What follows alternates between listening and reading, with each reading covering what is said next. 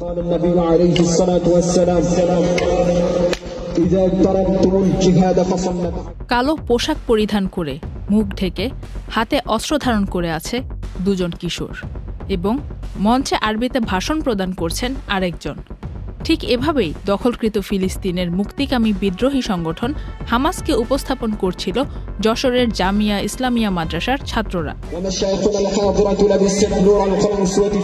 তাদের বার্ষিক ক্রীড়া প্রতিযোগিতায় যেমন খুশি তেমন সাজো অনুষ্ঠান উপলক্ষে কয়েকজন ছাত্রের হামাস যোদ্ধা সেজে আসার একটি ভিডিও চিত্র সম্প্রতি সামাজিক যোগাযোগ মাধ্যমে ভাইরাল হয়েছে।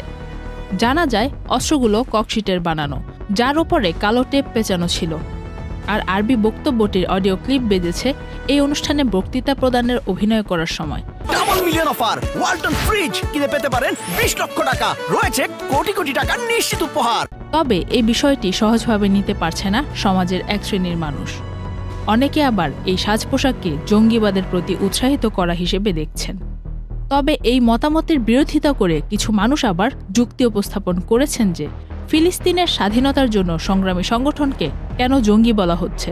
অনেকে ভাবছেন এই ছেলেগুলো সামান্য ককশিটের তৈরি বন্দুক হাতে অভিনয় করায় কিছু মানুষের রোষানলে পড়েছে।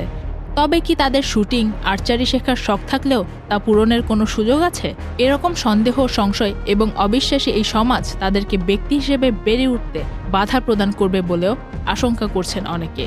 নেটিজেনদের একাংশ আবার খেলনা অস্ত্রধারী কিছু ছাত্রছাত্রীর পুরনো ছবি শেয়ার করে বলছে এমন ঘটনা আগেও ঘটেছে এবং তা নিয়ে কোনো উচ্চবাচ্য হয়নি। তাছাড়া বিভিন্ন সিনেমায় বা অভিনয়ের সময় অস্ত্র ব্যবহৃত হওয়া খুবই স্বাভাবিক ব্যাপার। নিছক অভিনয়কে কেন প্রশ্নবিদ্ধ করা হচ্ছে? এইদিকে এই বিষয়ে কম যাননি ভারতীয় সংবাদ মাধ্যম। তারা যশোরের ওই ঘটনার প্রচার করে ইতিমধ্যে দাবি করা শুরু করেছেন যে বাংলাদেশে জঙ্গিবাদের উত্থান পাকাপোক্তভাবে ঘটে গেছে।